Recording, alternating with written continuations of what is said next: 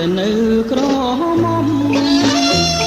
ខ្ញុំមិនមែនក្រមុំសងឡើយបានតែនៅក្រមុំខ្ញុំមិនមែនក្រមុំសងឡើយខ្ញុំមានផ្ទៃបីខាទៅហើយអស់ខ្លួនខ្ញុំហើយងងម្លេះមិនចេះមើលក្រមុំឬមិនក្រមុំការបានប្រាំមួយខាស្រាប់តែប្រពន្ធក្រុមខែឆ្លងគុណលេការបានប្រាំមួយខាស្រាប់តែប្រពន្ធក្រុមខែឆ្លងគុណ